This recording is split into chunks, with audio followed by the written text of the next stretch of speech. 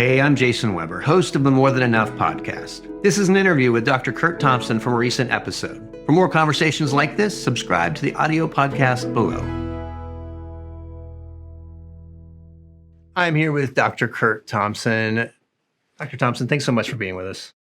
It's a real honor. Thanks for having me. Please call me Curt. All right, Curt. Well, as we were just talking before we started recording here, we at More Than Enough talk a lot about this idea of the ensemble cast. Mm-hmm. This idea that when we collaborate together in communities as churches and organizations and advocates, we're kind of thrown together with a group of people. And, for me growing up, I always loved ensemble cast movies. I always loved movies that had a quirky group of characters that were forced into the situation and they had to figure out how to get along. Yeah. Shows like MASH and Cheers and movies like Ocean's 11, things like that. Yeah. And so, and that's the deal in our communities. We don't get to choose who we've got to get along with. Oh. And when I mentioned that to you just a minute ago, you immediately said the disciples, Jesus and the disciples. So talk a little bit about that. Well, and I've just been. You read the text, and when I read the text, it's easy to just think that it's Jesus and this kind of homogenous, like amoeboid group of people who are following him around. And every now and then you get, a particular character that will speak. But for the most part, like the disciples are just kind of like this rather vague mass of people. I know that I don't know how many of our listeners would, who watch The Chosen, but. This has been helpful in the whole notion of these disparate people. Jesus is drawing these men and women together to follow him. And it's very clear that he has no intention of making sure that everybody gets along. Mm. He has no intention of smoothing out everybody's rough edges. He is living as if he anticipates their differences and expects them to begin to work this out. And as we also said, this reminds me also of how there's no system in the world, whether it's a foster and adoption agency, whether it's a school, whether it's a church, that doesn't map itself from the human family. Anthropologically, the human family is the blueprint for everything else that we do with systems. Every system needs a leader. Mm-hmm. That leader typically is going to do well if they have a partner. So husband and wife, team. You have firstborn, secondborn, thirdborn. You have these hierarchies in groups. You have first cousins and so forth.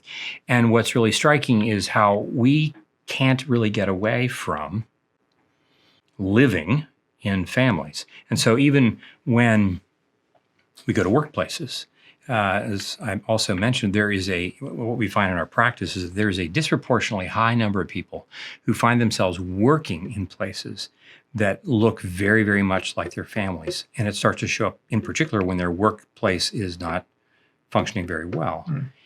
Mm. And so I think, we have this work that we do in what we call confessional communities. And I think that one of the most potent ways in which storytelling can be effective is that if I'm in a group of people, these disparate folks, this ensemble of people, mm-hmm. if I'm left to live with you, figure you out, I'm going to do so based upon the maps in my own head of the story that I tell about who you are. Mm. Until perhaps I'm given the opportunity to hear your story right from you. Okay. And the moment I hear your story from you, and by that, I don't just mean all the demographics or the vital statistics, but when I hear some things about your story that feel vulnerable, when the places where you feel weak or afraid, in addition to the things that you're really longing for and excited about, I begin to hear you on your terms, and it evokes the capacity, for instance, within me to also be vulnerable with you.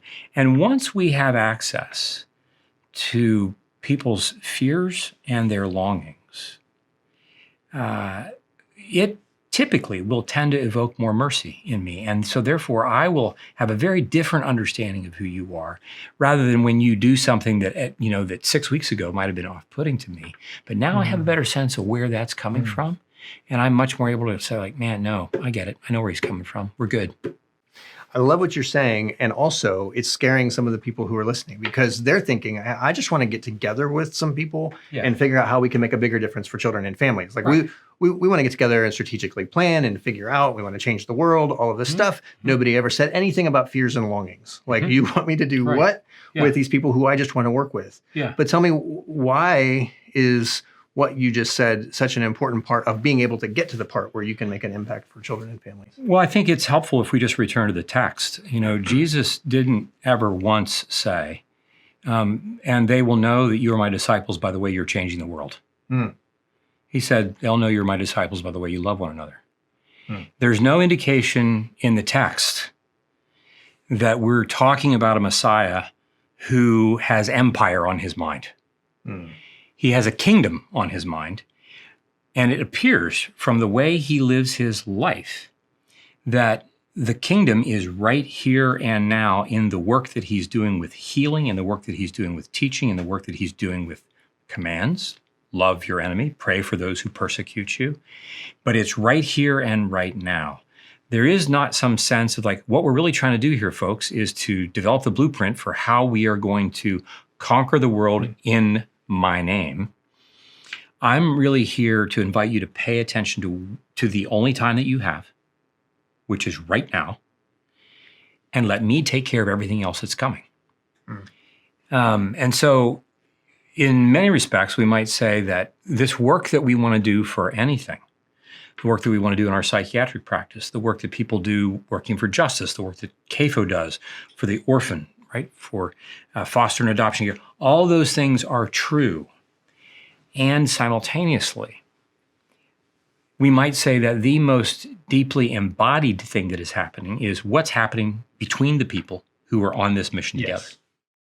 Yes. Yeah. And we hear that. We hear that from communities where they got together, had bagels, decided to work together to change the world, and found themselves 6 months, a year, 2 years later, looking forward to the time they spend together because they've become some of the most significant relationships in their lives. Right. And we might say that part of why these things are changing is not just because like, oh my gosh, I found my 10 other people that think exactly the way I think about the world with every detail. Right. No, a significant part of it is that, there are people here that I might actually not otherwise choose to be my friend. But we're going to have to learn how to love one another, and not in some kind of shoehorned way. I'm going to make myself I'm just going to be nice. But I'm really going to be in this space in which God wants to transform me. He wants to refine me. He wants me to be more receptive to his love so that I can be more capable of loving the other and doing the same with my now friend. And so I think it is in those places where we have difference, in those places where there are ruptures, where somebody gets on my nerves, where I then have to go and say, gosh, that's really hard for me when you say things like that. What can we do about this? When we repair those ruptures that are invariably going to take place. And, we Christians are so quick to have things happen that we don't like, and we're just going to sweep them under the rug, off the table. No, I'm just going to let that go. I'm just going to be nice while I collect my grievances. Yeah. And then at some point, like, no, I can't be part of this organization anymore. Well, because it's not it, and we use these kind of like vague abstract pronouns. It has not been what I expected. Actually, it's Jim and Sarah who have not been what I expected. Yeah. And the boss, George, you didn't take care of Jim and Sarah, to all the things. Yeah. And so I think one of the beautiful things that CAFO is doing in supporting these kinds of missions is, in some respects, as an organization, you're being like a parent who has children, and we're inviting you all to come and learn how to love one another. Or you're being like Jesus. You're going to shepherd a particular group of disciples, and they all think that they came together, because even Jesus' disciples, right? They came together. Yeah, well, I'll follow you because I think I know what your mission as a Messiah is. And then as it turns out, like, I have no idea that a big part of that is for me to love the people who are in this room as much as it is about what you're doing. Because as it turns out, what you're doing is all about this. Yeah. And so I think that, again, even as organizations, like CAFO is mobilizing organizational children, if you will. And we're bringing them together, disparate groups, and within each group, disparate members, in which God is, I think, in so many different ways, in so many different levels and realms, God is duplicating and replicating his kingdom. And doing so actually, according to how he has made us as embodied interpersonal neurobiological, I had to say those words. Yeah, well, creatures. Anyway, we wanted to get our money's worth there. So anyway, yeah. Yeah, no, that's really good. Well, and the thing to note about Jesus and the disciples is in that case, and maybe also in the case of every one of our communities, it wasn't just happenstance that brought those people together. Jesus chose his disciples, and he chose very different. It's very intentional. Yeah. Right. I mean, if I'm any one of those guys, I'm looking at any number of the other guys and I'm thinking like, what am I doing here? What are they doing here? I don't have the capacity to imagine a world in which we would be in this same room. A part, of course, okay, we got the mission of the Messiah, the thing that I think I know what that's all about. Yeah. And in many respects, what this is like, it's as we said, the family is the primary system. And there is a certain parenting thing here. What do parents do with their children? Children, as my wife likes to say, children are expert observers and they are horrible interpreters of what they observe. And what our parents' job is to interpret the world for their children so that until the child's imagination can catch up to what's actually real. And that in no small way is exactly what CAFO is doing for organizations.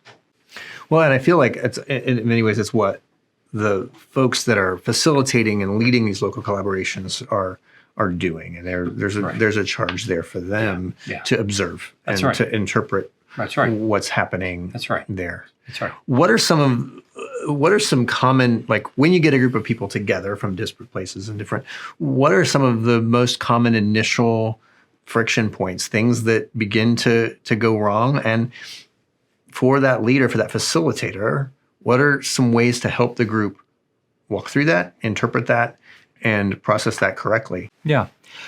Well, this is not a thing that I do 9 to 5 every day, but we have had some experience in applying the principles that we are developing in these confessional communities to vocational settings, be those schools, be that, a legal or, an accounting practice and so forth, in which we bring people together and we ask them, and we have a model for how we do this, but we give them the opportunity to tell the story that they want to tell to their colleagues about their experience of what it's like to be in this place where they work. So we're not just asking you to tell your story about birth to now. We're not asking you don't have to talk about your marriage. We're not talking about that. But we are talking about the story that I'm living, that I believe is true about what it's like to live in this space.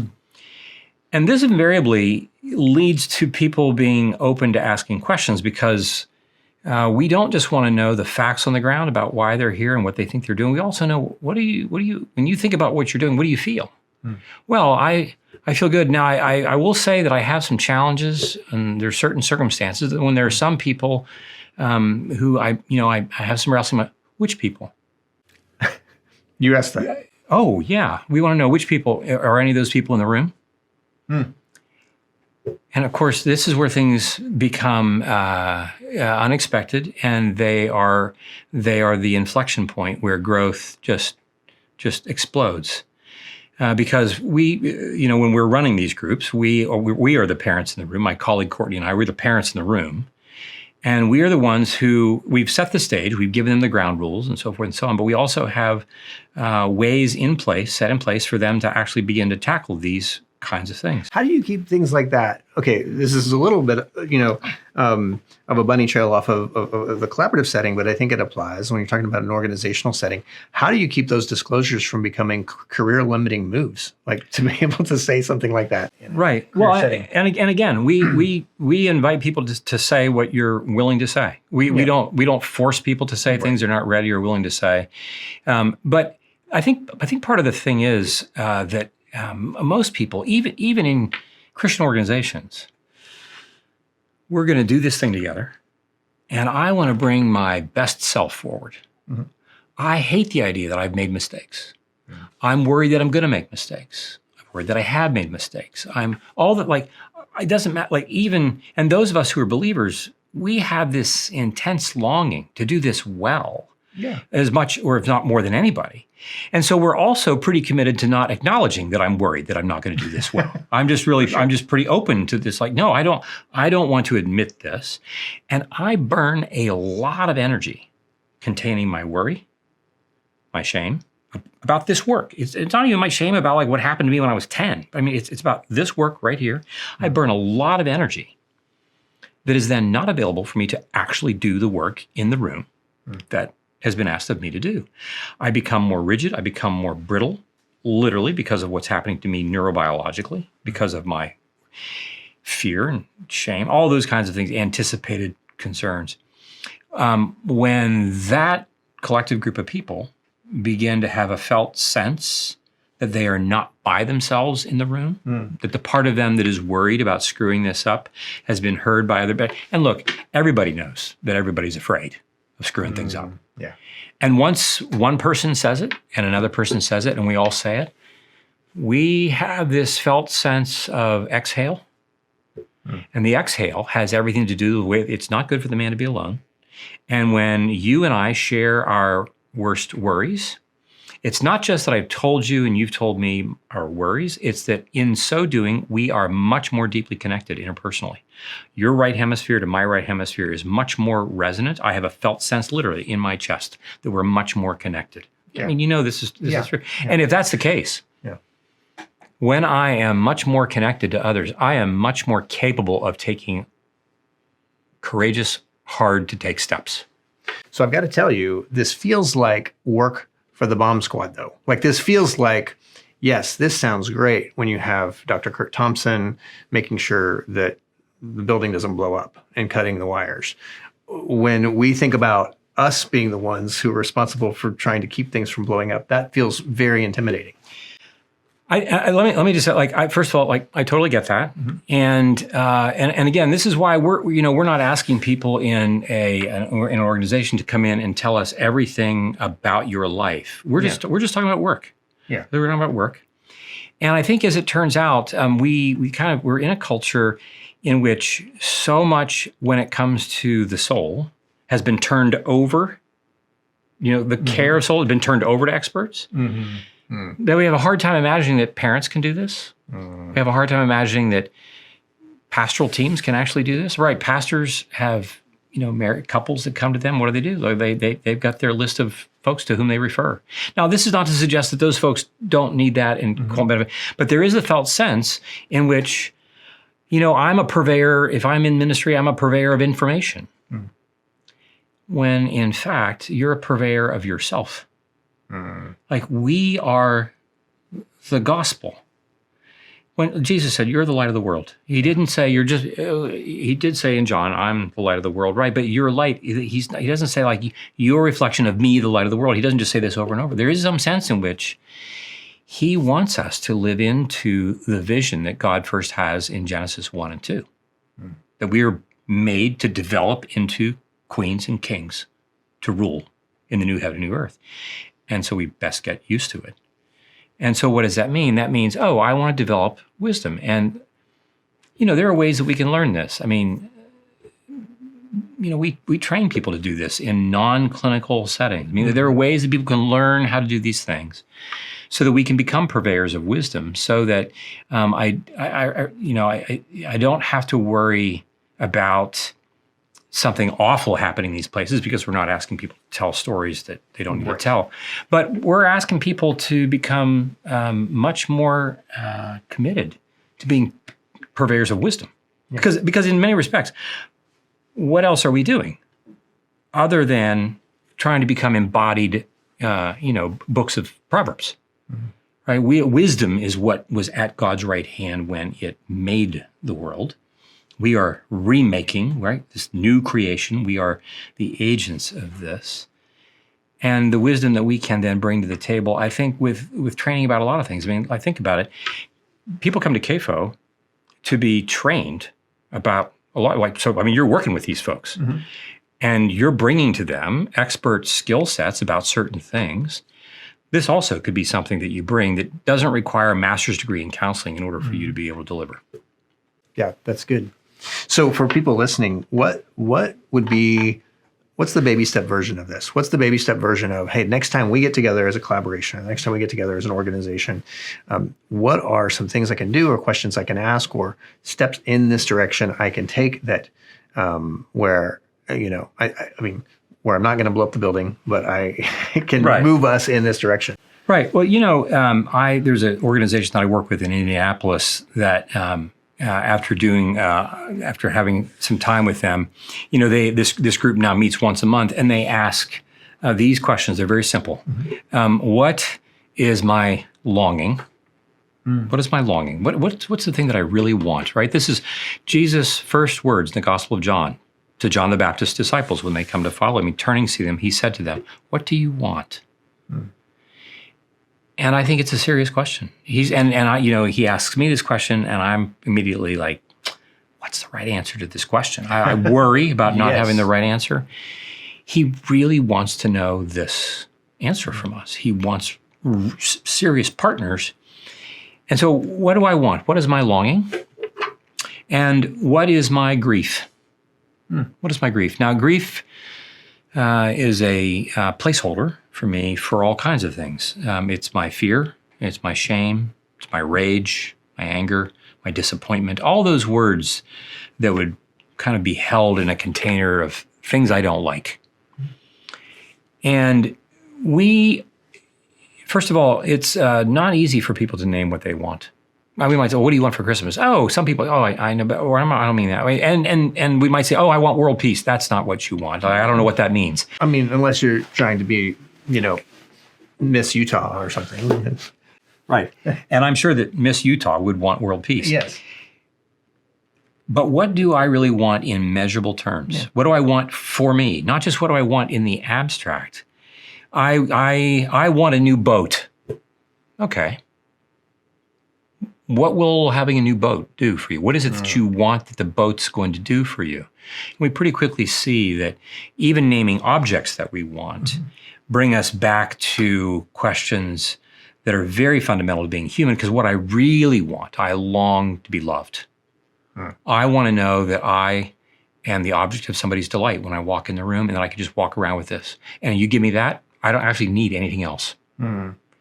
But I can't get to that often unless I first go through all the other things that are my addictions that I'm using to try to get to that. Right. But I often don't think about that until somebody asks me, what do you want? What do I want? And is somebody in the room who's kind of shepherding these questions able to then take the next step? Well, what would that do for you if you had, what's the next thing and what's the next thing? So, well, what do I want? And what is my grief?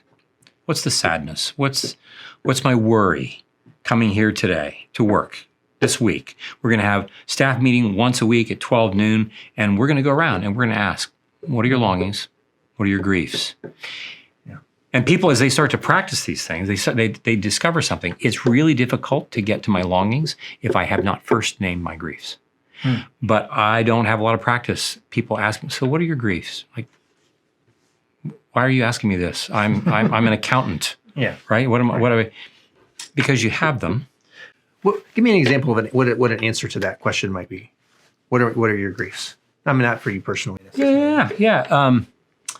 I have two clients that I'm having a really rough relationship with, and I can't get them to communicate well with me. And I'm really worried that I'm going to lose my temper with them on the phone. I don't want to have anything more to do with them. And it's really driving me crazy. And it's got me up at night because they're like, one of these accounts is one of the biggest accounts that the firm has. And we stand to lose $33 million next year if I don't keep them. Like, oh. And you can bet that there will be other people in the room somebody who's in charge of that kind of money will like, oh my gosh. And he's willing or she's willing to name that she's afraid of this. And what she needs is not a solution to the client. What she needs is to know that she's not by herself. Gosh, that's so good. And so I think that is the dynamic at work in a lot of rooms where collaboration is happening, is people sense this resistance from other people in the room, or feel like I'm excited about working together, but when I go back and talk to my boss, they're going to have questions for me about, well, how many more families is this going to mean we get to serve this next year so that we can meet the goals that we have for our organization? And so asking that question of what's your grief, what is your fear, and helping people come to the place where they can actually say out loud, I'm afraid that if I don't meet our quotas, if I spend time on this collaboration, but I don't meet our quotas, that my board, I won't have a job, or that I won't, I'll be let go from my position as a worker in this organization. I think getting people to the place where they can be vulnerable about that is incredible. Yeah. It's incredibly important. Well, it's also, I think it is,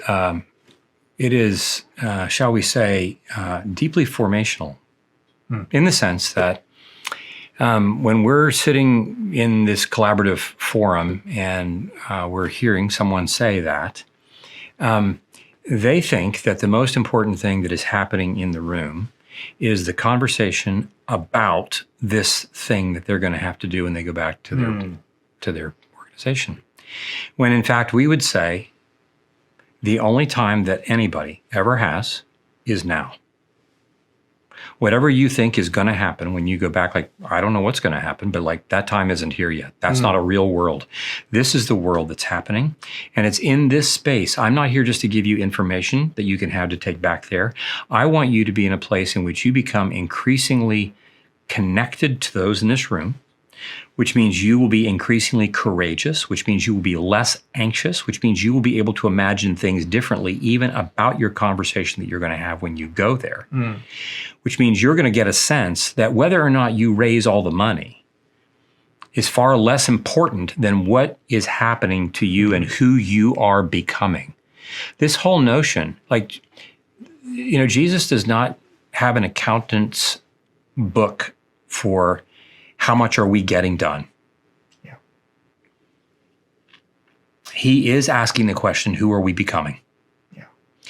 And in the world of knowledge, in the world of information, not the world of wisdom, the world of knowledge and the world of information, numbers become the most important thing because we are anxious to begin with. And that's how we read the tea leaves. We read everything through numbers. I don't ask the question, gosh, am I going to ask you, gosh, what's it been like for you to be in this? If I'm your boss, all right, what's it been like for you to be part of this? Yeah. And you say, I am not the same person. I feel like I am much more at ease, much more comfortable and confident at work. If I'm your boss, I would want to know that that's the guy who's coming back to my office. You know, if I'm the boss who's only wondering about how many numbers you have, then what you're going to discover is that, like Tozer said, to a world that's running away from reality, those of us who are running toward it are going to seem like deserters. And at some point, this whole process here may in fact be God's way of helping you discern whether or not this is an organization you should even be working at. But all of that we don't consider because we are so committed to imagining that the kingdom of God is really about these abstract things that are disembodied, that are separate from what's actually happening in the room. This doesn't make the things that we're talking about, the numbers and the money we raise, and so this doesn't mean it's unimportant. But it means that all of that stuff is part of what God is using to turn us into the kind of people who can tolerate his heaven when it gets here. And that's often not what I'm paying attention to. I'm worried that I'm not going to have the numbers, the money, the this, the that, all the things, and that somehow, you know, I'm going to get to heaven and that they're going to have the accounting sheet and I'm going to come up short. You're getting at a little bit of even the reason I do what I do, we do what we do at CAFO and More Than Enough is because for us, yes, we want people to work together to get more done for children and families. We believe that that is part of the means by which we make a bigger impact on the world to build a kingdom. But even backing up from that, and more important than that, I think, is the fulfillment of Jesus' prayer in John 17. that we would be one, so that the world might know Jesus is the one God sent. And I often say, I'm not a foster care guy who cares about unity. I'm a unity guy who cares about foster care. Yeah. First and foremost, I want to see the body of Christ work together, because I do believe in what Jesus prayed, that is in fact true. Yeah. That when we are one, that the world will see Jesus is the one. Right. Well, I think you probably know this. Like, this gets borne out in all kinds of ways. Children witness their parents, and the children themselves. They go off to church. They're doing all these things. They know about what this organization has done and what that organization has done. What CAFO and IJM and World Vision and all the things that they're doing. And even people that I know who are not believers, like they know these things. But what is so surprisingly jarring to them is when they're in a room where people repair ruptures. Yeah. That's not normal. No, it doesn't happen anywhere. When they watch people love one another. I remember my wife and I, many years ago, when we moved to our present house. In order for us to move, it was just about a 5-minute trip away from the house we were renting. But of course, it still takes lots of help. And there was just a line of vans of our friends from our church that came. And our next door neighbor, who we were friends with, came to my wife and said, "What just happened here?" And my wife, of course, is like, "What do you mean? This feels like..." What is it that you're referring to? Like, she knew we were moving. Like, well, we moved, and she said, "No, where did the people come from?" Well, this is our church. This is this felt sense. This is what Jesus followers do. And our friend said, "I've never seen anything like that." Now, of course, plenty of us live in communities where people are nice enough that they would, of course, help their friends move. People would help their friends move all the time. But a caravan?